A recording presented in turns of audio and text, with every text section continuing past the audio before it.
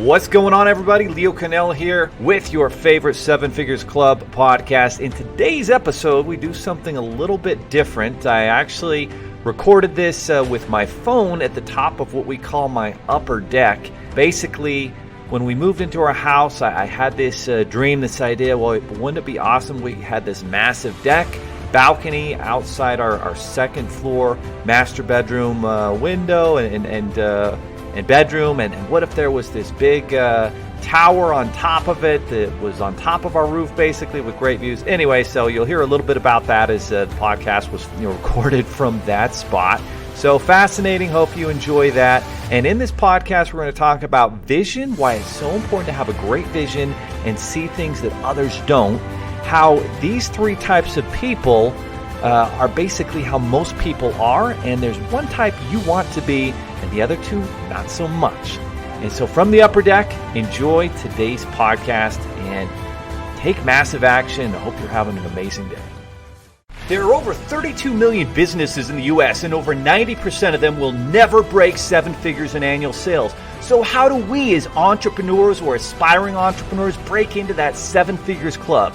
This podcast will relentlessly share the secrets, strategies, and tactics I've used to create 3 multi-seven figures businesses and bring in even more successful entrepreneurs than me to share their inspirational stories and tactics to success. You can create your dream business and life right now. So buckle up and let's go. What's going on, everybody? Good morning. Today we've got an awesome training for you.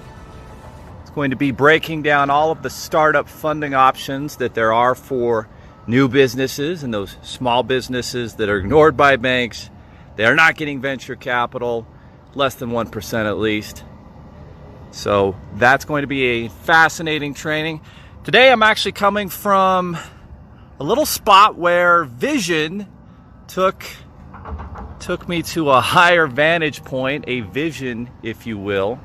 So what happened was when we moved to this house a few years ago, one thing that was super important to me was I wanted to have a view. And while this location is amazing, we've got literally our church in our backyard here, just to kind of show you. There's our church in the backyard, so that's convenient, right? Over here, we've got my kids' high school. So I've got a 17-year-old and a 15-year-old, sophomore and a senior. I can't believe Lucas is a senior. So high school is just a block that way. And then my other 2 younger kids, ages 11 and 8, the elementary school is literally a block that way. And so it's a great location, but it didn't have a view. And so as you kind of look down here, you'll see that I'm up on what we call the upper deck. And then that's our lower deck, and this is just a balcony just right off of our master bedroom. And obviously when we moved here, this was not here, and I knew my wife did not want to move again. And so I said, well, fine, but we've got to find a way so that I can have a view, otherwise I'm going to go crazy and want to move again. And so we kind of had this joint vision. We had no idea how it was going to happen, and magically one of our neighbors ended up meeting this group that did balconies just right off of your second floor bedroom. And one of the things that was important, you can't see it as well today because it's a little bit smoky out here with all of the Northern California fires actually making it up here to Utah, if you can believe. But the lake where we go boating is just a few miles that way, and when it's not smoky, you can see the lake. You can see the mountain range over here. You can see the Traverse Mountain range right there. Go solar if you can. Definitely recommend that solar life. And then we've got the mountain range over here. Beautiful Rocky Mountains. So it's almost not quite 360-degree views, and it started from a vision, right? A vision that my wife and I had. She wanted it so that, we wouldn't move again, and I wanted it again so I could have these views at night and in the morning and sort of meditate and ponder and, focus on what's important. So that's the power of vision. What's your vision? What's the vision that you have for your life? Just as an example, you you can't quite, you don't quite have it yet, but you envision it. And once you have that vision, if you've ever read the book, there's a book by Paul Coelho called The Alchemist. And it's a beautiful book about life, about business, about family.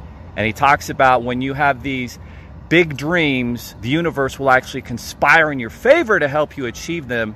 And that's what I kind of think about with something like this. I had different aspirations of, working with Grant Cardone's clients and Gary Vaynerchuk and Russell Brunson. Really good. Oh, looks like we're back. Anyway, there's three kinds of people in this life. There are people who are really good at finding problems.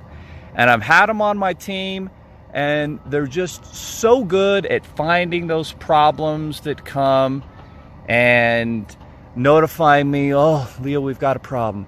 Oh, this is a problem. We got a problem. So they're really good at finding the problems. And then there are people that are outstanding at making problems. And those are definitely, not my favorite. They make problems. They love drama in their life. They cause contention constantly. And those are people, unfortunately, that you have to eliminate from your life. You just have to. The people that find the problems, okay, there's a lot of good people that are good at finding the problems. But that third type of person that there's just very, very little of in our life is those people that solve problems. And if you've ever watched the media or you read, different news organizations, they're all really good at telling us about all these damn problems. But you know what they suck at? Providing solutions. I would say less than 10% of all the news out there actually works at providing different solutions. So as you go throughout your day, as you go throughout life, it's all about finding solutions. And if you would just turn all of your attention to focusing on what the solutions are, now that doesn't mean that you're naive and you don't recognize the problems and look at the brutal facts. You've got to do that to start with. But after you do that, then you turn all your attention to finding those solutions.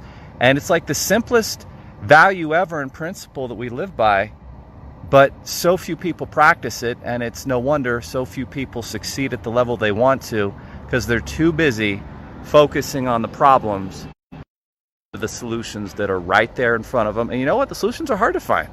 And it takes grinding, and sometimes you don't find them immediately. But the longer you work at it and focus on those solutions, you will be able to resolve those problems that you're confronting. All right, everybody, have an amazing day. Remember, create a vision of the dream life and the dream business and everything that you want in it. The balcony, that doesn't exist, that has an upper deck that the company who built this had never, ever done. What are you talking about, an upper deck? I'm like, hey, I've got this vision. I know we can do it. And they did it, right? And then three kinds of people. Which one are you going to be? Are you the solutions provider? Or are you just really good at finding the problems? And hopefully you're not one of those people that makes the problems. If so, no problem. You can change. You can be a solutions person starting today. Are you looking for more seven-figure secrets, content, or even how you can launch your own recession-proof business? Then check out sevenfigures.com. That's the digit 7, FIGURES.com, where we share more videos, stories, strategies, funding solutions, entrepreneurial education, and even the secret business type that's recession-proof.